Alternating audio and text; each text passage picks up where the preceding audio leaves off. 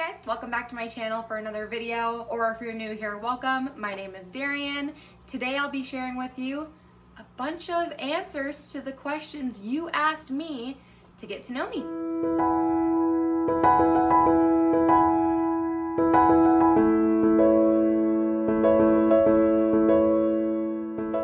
So if you're confused and have no idea what I'm talking about when I say I asked you to ask me questions, go follow me on my Instagram. I am at grounded_mama, and I did a story and a post asking you guys for questions, get to know me questions, and I left pretty much a broad spectrum of questions that I will answer. There's a couple of things that I will not answer. One of them is family privacy.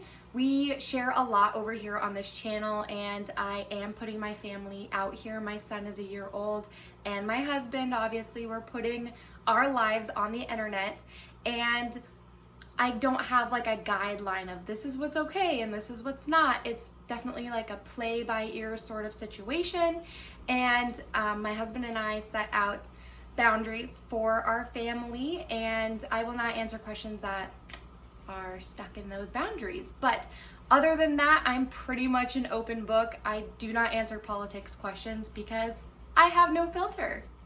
Also, before we get started, I'm just gonna point out, I did a pretty darn good job drawing in half my eyebrow.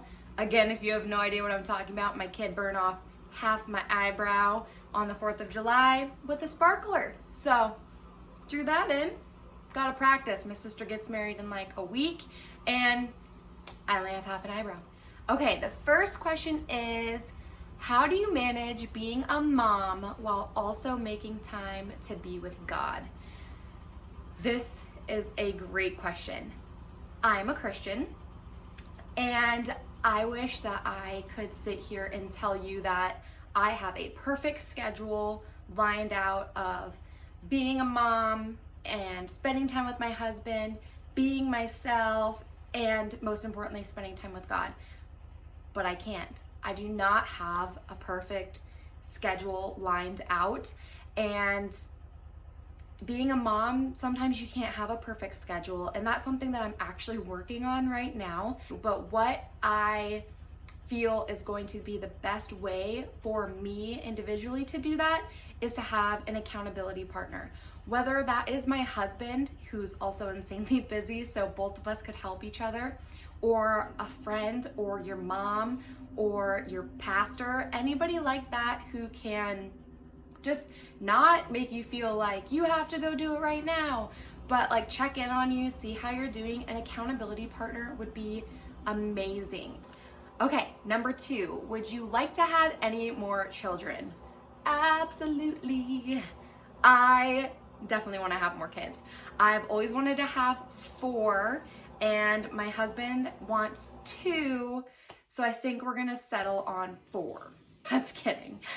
I am a person who thinks that we need to have even numbers of kids solely for the purpose of traveling and like going on rides together, because that is the person I am. Traveling's a big thing for me, so I don't want like one kid left alone or my husband left alone, you know? So I would love to have as many kids as God's gonna give me. Honestly, I'll take them all, but I definitely have a cutoff limit. For me, that would be like 4. Okay, number 3, will you always live in Alaska? No. I have lived here my entire life, besides leaving for a short bit down to Washington for school, and my husband has also been here his entire life, besides his short time down at school. So we do want to move. We have a place in mind, and we are working towards that goal. It is definitely within like our 2-year goal schedule. All right, number 4, what is your biggest pet peeve? Several. My biggest pet peeve would probably be somebody using my counter like without a plate. So making a sandwich on my counter, or cutting cheese on my counter, or just my husband makes tortillas all the time, just lays them on my counter. Like, there are plates, and it really drives me nuts, especially because he doesn't clean up the crumbs. Like, if I don't know about it and I don't have any evidence, then I'll be fine. But that's definitely a huge pet peeve. Okay, I noticed your eyes. Do you have a concussion? This is a great question. If you don't know my eyes, I'll give you a little close up here. I do not have a concussion. My eyes have been this way since I was 2 years old, so I was not born with it. I have something called Holmes 80s syndrome. And what that is a very rare condition. It's a section of my brain has been damaged, and it's most of the time by inflammation. And how it's caused is not by one particular thing. My physicians at the time think happened is I had seizures as an infant, and it could have possibly been something along those lines. I think it can even be like an infection. Like, there's no one thing that causes it. And the two ganglions that it affects are, one, my deep tendon reflexes, specifically in my Achilles tendons. So I've been told that as I get older, my Achilles tendons can very likely tear and break, which would have to be fixed by surgery. And then the other ganglion is dealing with my eyes. And so what it has done is made something called a tonic pupil, and I have one pupil bigger than the other. And my eyes do not properly dilate. So they dilate a little bit, but not appropriately. So my eyes take in too much light. But the glasses I am wearing actually have a very tiny prescription, like tiny. But what these are, transition lenses, which save my life. And since they do have that little bit of tint, I'm able to see. Because my eyes take in too much light, I have blurred vision, which is just because of the light. So I cannot see words on a whiteboard while I'm sitting in a chair. Like when I was in school, I can't see them, but it has nothing to do with like needing to wear glasses or anything like that. My eyes just take in too much light. It doesn't really affect me anything other than my eyes right now. This is insanely rare. It happens to mainly women in their 30s, and it happened to me when I was 2. So as all the research that I have done on it, and there's not a lot of research out there, I think I'm the youngest. Maybe I should contact them and tell them. I love this question. If you were stranded on an island and could have 3 items, what would they be? Nutella, flint, yeah, start a fire, and an EPIRB. And for those of you that have no idea what an EPIRB is, it's a little signal that tells Coast Guard how to find you. Aw, this is a good one. Does your tattoo have a special meaning? So I do have a tattoo, only one, want more, but do not have tattoo artists around me. I will insert like a little clip here or picture showing you my tattoo. But my tattoo is a cross with a Bible verse, 2 Timothy 4:17. I got this tattoo the day after I graduated high school, and what this tattoo means, what that Bible verse means is, but for the Lord stood with me and strengthened me. That is why I have it near my foot for standing. And this tattoo has a very deep meaning to me, actually. When I was a freshman in high school, I became very depressed and suicidal. And the day I was going to take my life is the day I became a Christian. So that's a story for another time. But because of that time, Jesus legitimately saved my life. And this tattoo just shows that God was my strength. And it reminds me when times get hard that I still have things to do here. And as long as I have Jesus, I can literally do anything. How did you know you were ready for a kid? So I don't think that there's like one specific time or way that you know you're ready for a child. So for me, I have always known that I have wanted kids. I've wanted to have children young because my mom had me when she was 22, I believe. And it was awesome because like she's still super young, gets to do a ton of things with me. And my grandmother was young, got to do a ton of things with me. And my great grandma was young and got to do a ton of things with me. So I had great relationship with all of those ladies.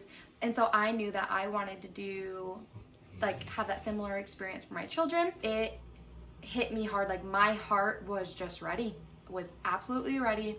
I felt the mothering instincts and just wanted my squishy little baby. And literally everything that was happening around me was about kids. Like, I worked as a teller at that time, and every customer I had was a pregnant lady, or a pregnant lady walked across the street when I'm driving my car. Like, literally everything was pregnant lady. Did you go to university?